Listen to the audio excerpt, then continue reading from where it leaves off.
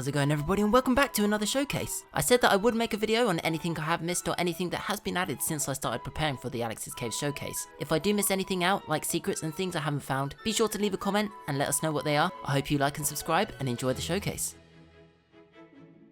Volcanoes have been added into the Primordial caves. They're not hard to miss when you're exploring, as they are made up of primal magma and flood basalt. Primal magma will make you catch fire if you stand on it, so try to avoid it if you can, and just stick to the flood basalt. If you feel like you want to make this primal magma, you can do so with magma and flood basalt.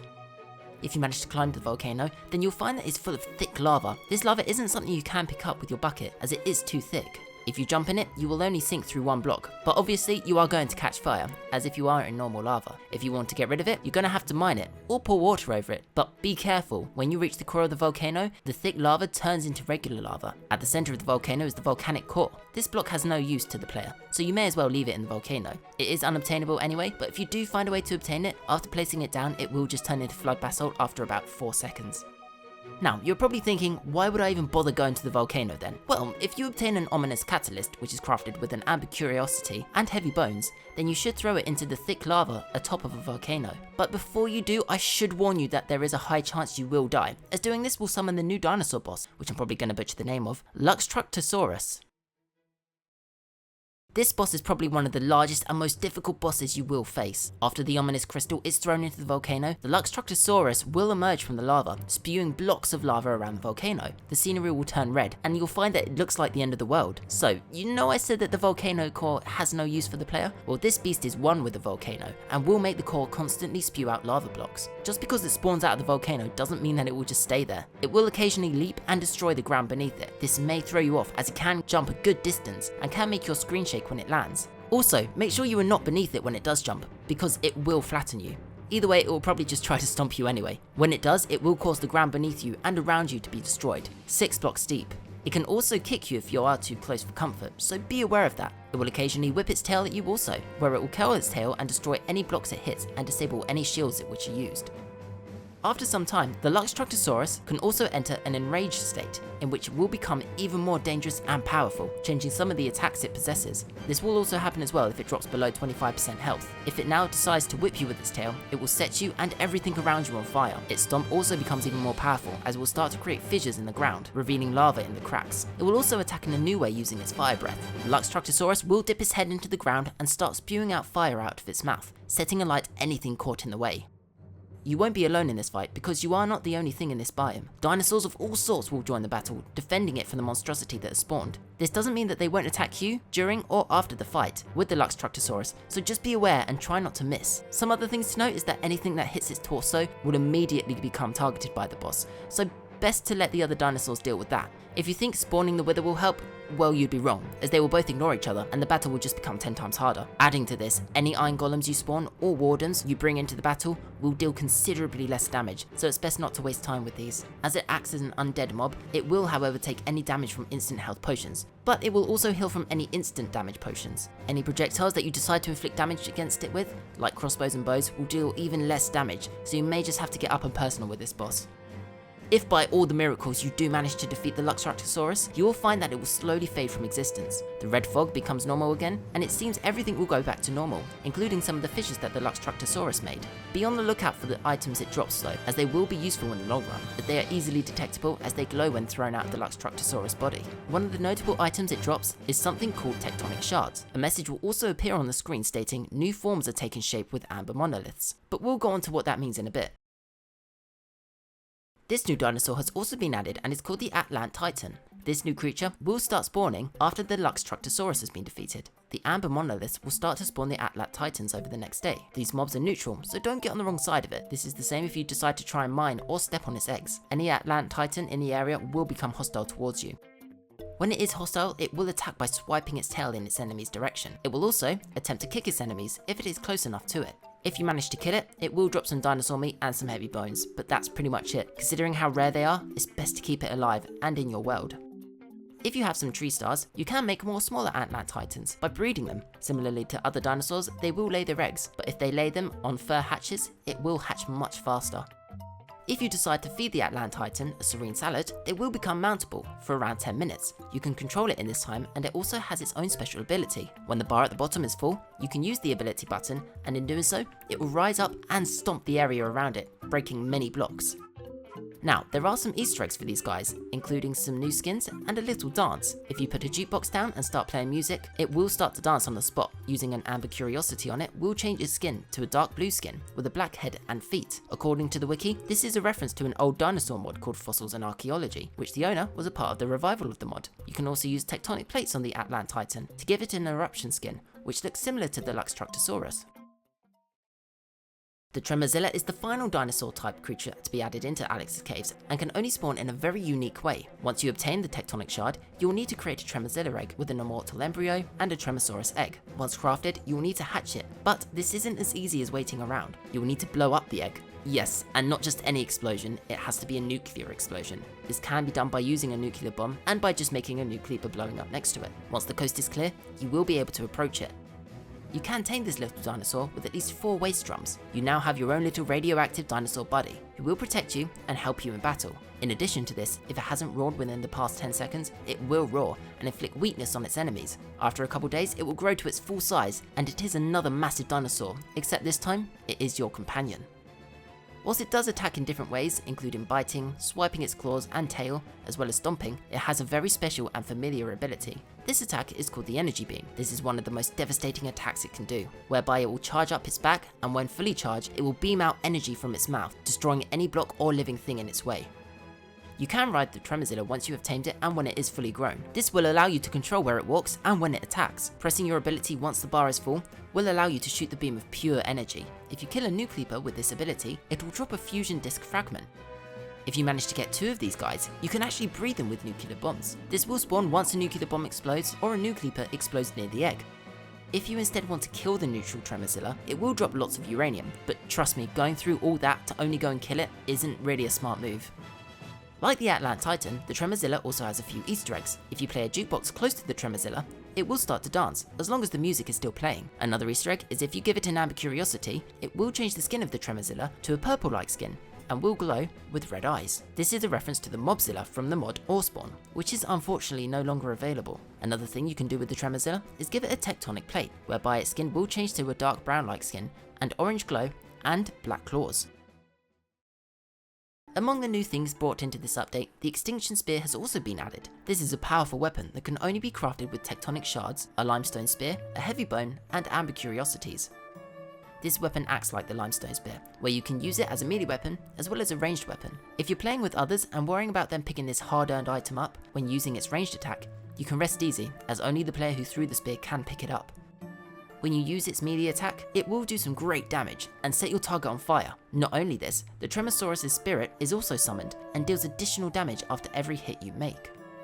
When you use the range attack, you'll see that 3 large phantom-like Grottoceratops heads will start to orbit you. This effect happens as you charge up the spear before throwing it. These Grottoceratops will negate 100% of damage. However, as soon as it is hit, it will disappear. When you let go of the spear, the trajectory of it acts similarly to an arrow shot from a bow or a crossbow. However, it will travel much further than both. Once the spear lands on a block, it will stick to it and begin to shake before making the area around it explode and burst into flames. After doing so, it will return to its thrower. If the spear hits a mob, it will set the target on fire, as if it was hit with a melee attack, but this time, a spirit of the Subpteranodon is summoned and will lift the mob into the air for around 12 blocks before letting go. A regular shield will block any damage from the Extinction Spear, so make note of that in case your friends get any ideas.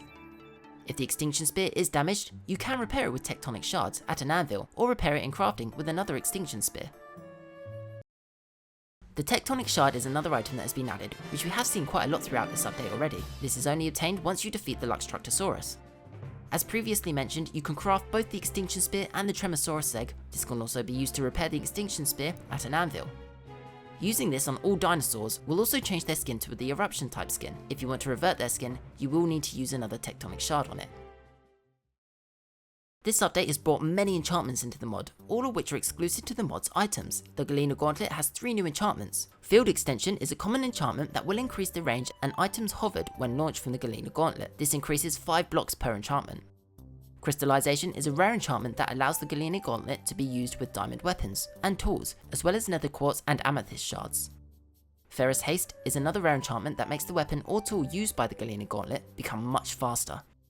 The Resistor Shield has 2 exclusive enchantments, the first one being Arrow Inducting. This rare enchantment will turn any deflected arrows into seeking arrows that will travel and hit back at the original caster. If the arrow doesn't make it back, it can be collected by its deflector.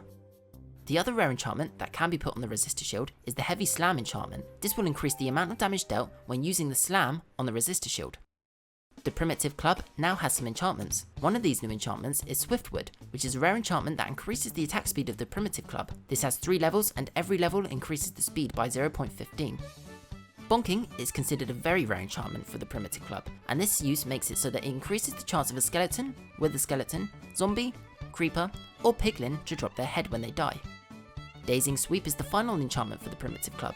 This rare enchantment gives the Primitive Club the ability to deal damage and stun mobs in an area around the user. There are 2 levels to this, and the second level increases the radius of this attack by 1 block. The Extinction Spear has been given some enchantments, including Plummeting Flight. This rare enchantment makes the Subpteranodon spirit last longer when it's dragging the mob into the air, before disappearing and letting go of the mob. There are 3 levels to this, each level making the Subpteranodon last even longer.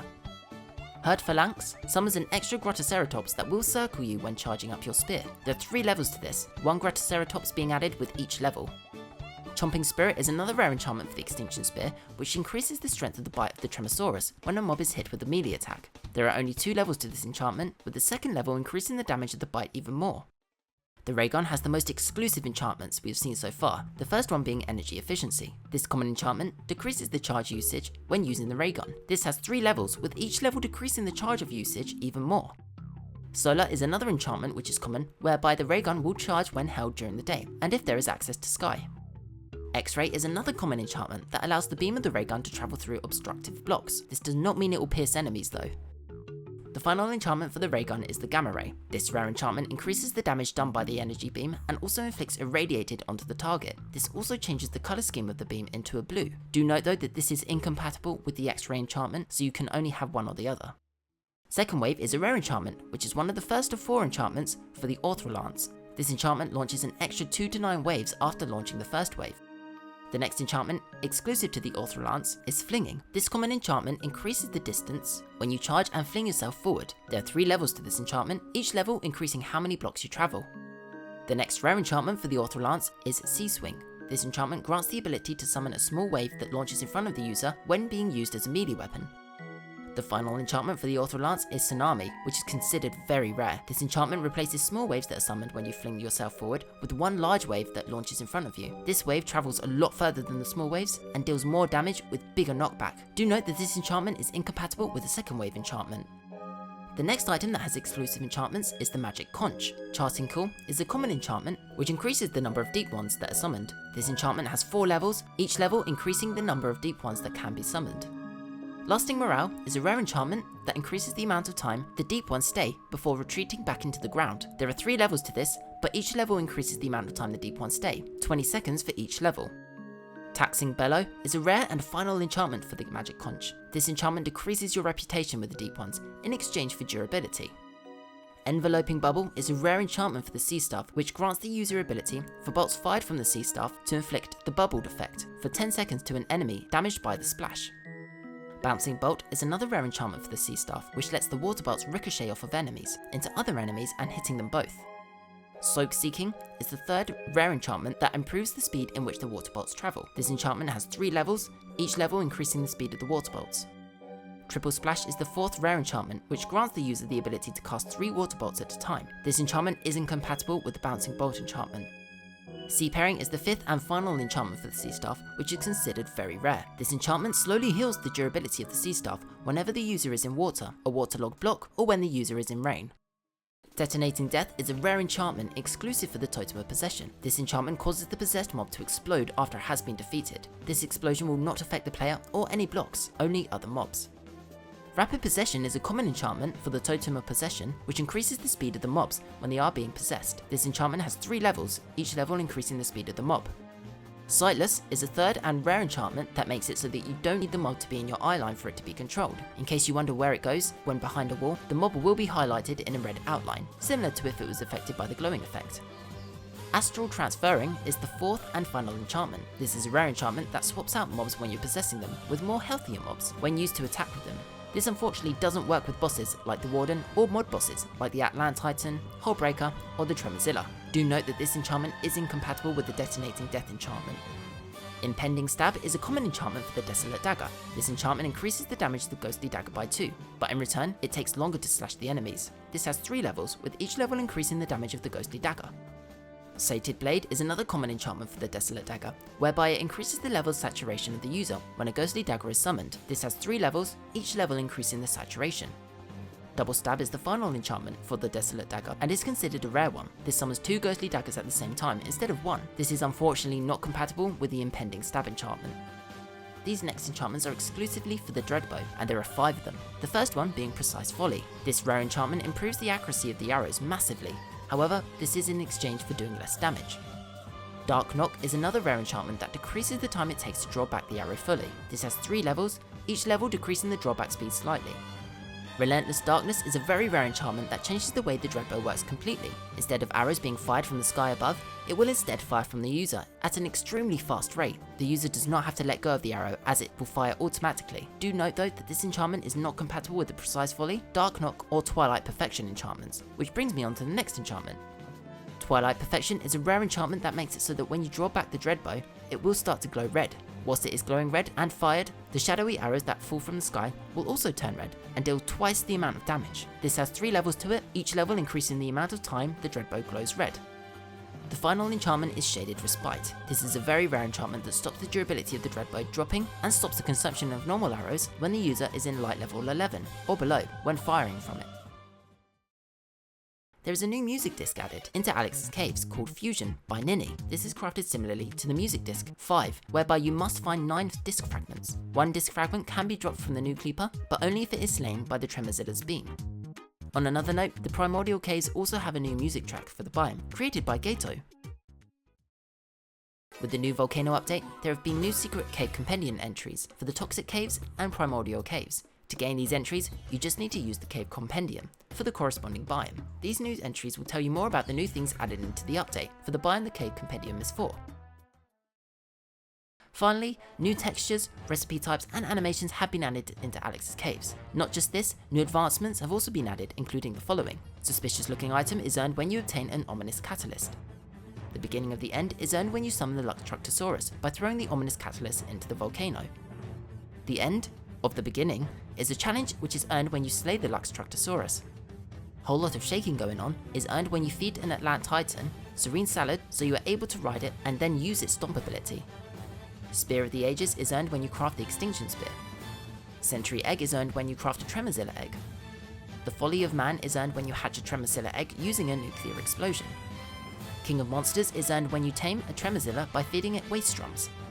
Destroy all monsters is a challenge when you kill 20 monsters with a single beam attack whilst riding the Tremorzilla. That's everything that I could see that has been added since my showcases. There are quite a few changes that are stated on Alex's Caves update notes. A new biome is due to be released soon for Alex's Caves, so I will look to do a showcase on this too. Leave a like and subscribe if you enjoyed, and I will catch you all in the next video.